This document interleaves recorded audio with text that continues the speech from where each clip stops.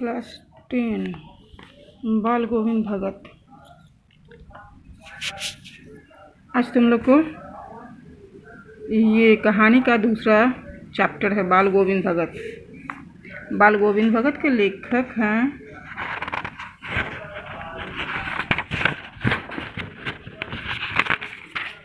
रामवृक्ष बेनीपुरी। रामवृक्ष बेनीपुरी का जन्म बिहार के मुजफ्फरपुर जिले बेनीपुरी गांव में सन 1899 में हुआ। माता पिता का निधन बचपन में ही हो जाने के कारण जीवन के प्रारंभिक वर्ष अभावों, कठिनाइयों और संघर्षों में बीते। 10वीं तक की शिक्षा प्राप्त करने के बाद वे 1920 में राष्ट्रीय स्वाधीनता आंदोलन में सक्रिय रूप से जुड़ गए। कई बार जेल भी गए। उनका देहावसान 1968 में हो गया। 15 वर्ष की अवस्था में बेनीपुरी की रचनाएं पत्र पत्रिकाओं में छपने लगी। वे बेहद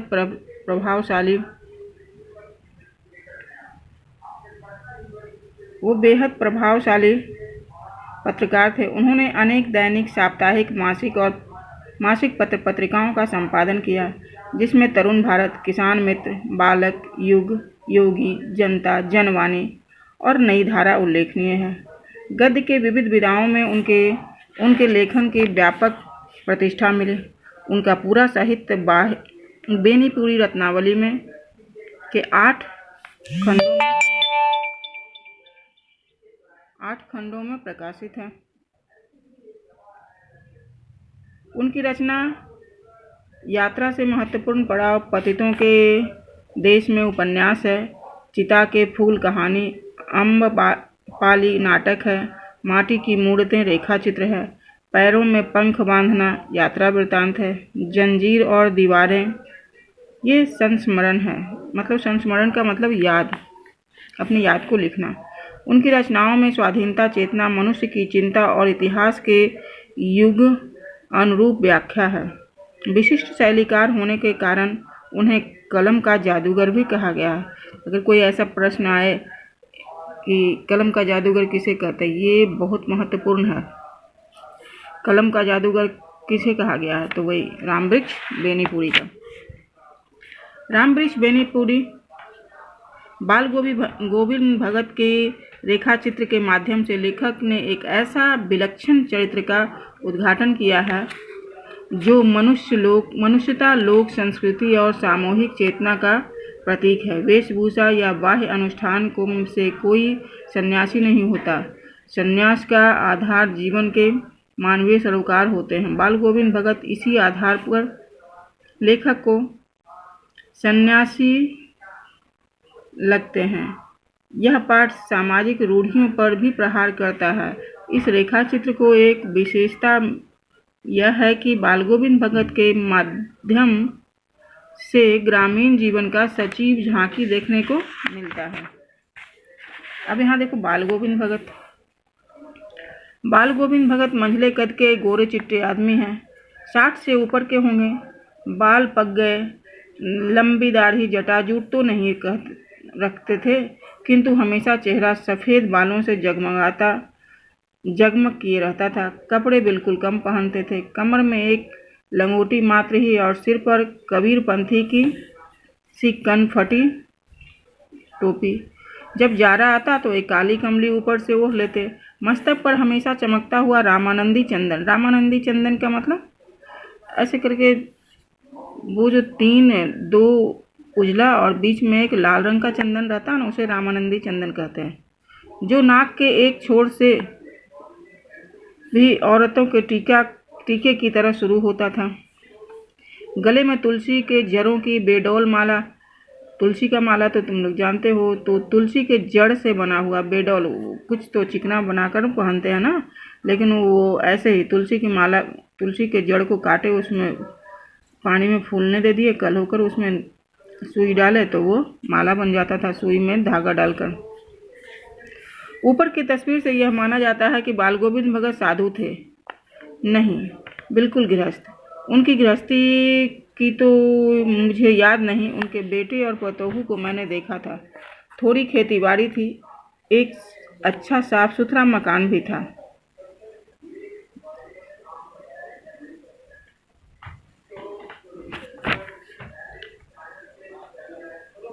किंतु खेतीबाड़ी करते, परिवार रखते भी बाल गोविंद भगत साधु थे। साधु के सब परिभाषा पे वो खरे उतरने वाले थे।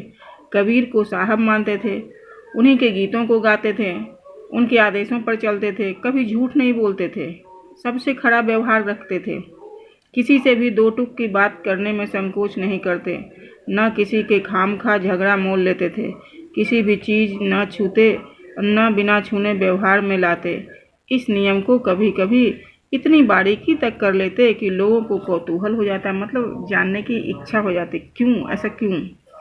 कभी वह दूसरे के खेत में शौच के लिए भी नहीं बैठते थे। वह गृहस्थ थे, लेकिन उनकी सब चीज़ साहेब की थी। जो कुछ भी खेत में पैदा होता वह सिर पर लाद कर पहले उसे साहब के दरबार में ले जाते, जो उसके घर से 4 कोस दूर पर था। एक कबीरपंथी मठ का मतलब होता है। उस दरबार में भेंट के रूप में रख लिया जाकर प्रसाद के रूप में जो भी उन्हें मिलता था उसे घर लाते या उसी से गुजर चलाते थे। इन सब से ऊपर मैं तो मुग्ध था उनके मधुर गान पर, जो सदा सर्वदा ही सुनने को मिलते। कबीर के ये सीधे साधे पद जो उनके कंठ से निकलकर सजीव हो उठते थे। आषाढ़ की रिमझिम है, समूचा गांव खेतों पर उतर पड़ा है। कहीं हल चल रहे हैं तो कहीं रोपनी हो रही है। धान की पानी से भरे खेत में बच्चे उछल रहे हैं। औरत कलेवा लेकर मेड़ पर बैठी है। आसमान बादल से घिरा है, धूप का नाम नहीं है, ठंडी पुरवाई चल रही है। ऐसे ही समय में सबके कानों में एक स्वर तरंग झंकार सी कर उठती है। यह क्या है? यह कौन है? यह पूछना न पड़ेगा। बाल गोविंद भगत समूचा शरीर कीचड़ से में लिथरे अपने खेत पर रोपनी कर रहे हैं। उनकी उंगली एक एक धान के पौधे को पंक्तिबद्ध खेत में बिठा रही है। उनके कंठ का एक एक शब्द को संगीत के जीने पर चढ़कर कुछ को ऊपर स्वर्ग में भेज रहा है और कुछ को इस पृथ्वी की मिट्टी में खड़े लोगों के कानों की ओर। बच्चे खेलते हुए झूम उठते थे। मेड़ पर खड़ी औरतों का होठ कांप उठता था। वे गुनगुनाने लगती थी। हलवाहों का पैर ताल से उठने लगता था।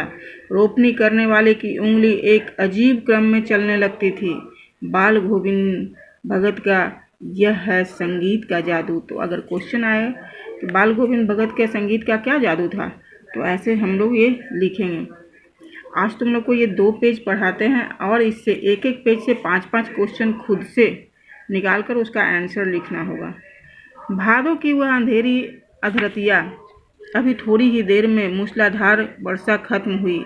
बादलों का गर्जन, बिजली के तरफ में अपने को कुछ नहीं सुना, किंतु एक झिल्ली की झंकार या दादरों की टर टर बाल गोविंद भगत की संगीत को भी अपने कोतूहल में डुबा नहीं सकी। उनकी खंजरी डिम डिम बज रही है। वे गा रहे हैं, गोदी में पियवा चमक उठे सखिया चिहुक उठना। हाँ, पियवा तो गोदी में है, किंतु वह समझती है कि वह अकेली है। चमक उठती है, चिहुक उठती है। उसी भरे बादलों वाले भादों की आधी रात में उनका यह गान अंधेरे को अकस्मात कौंध उठने वाली बिजली की तरह किसे न कौंधा देता है। अरे अब सारा संसार निस्तब्ध सोया है। बाल गोविंद भगत का संगीत जाग रहा है। तेरी गठरी में लागा चोर मुसाफिर, जाग जरा। बस इतना ही आज। और ये जो चैप्टर है बाल गोविंद भगत, इधर से ये पेज से 5 क्वेश्चन तुम लोग खुद से बनाओगे। जैसे कि क्या कहते हो, लघु उत्तरीय प्रश्न, एक वाक्य में उत्तर देने वाला, और 5 इधर से, यानी कि 10 क्वेश्चन मुझे कल चाहिए।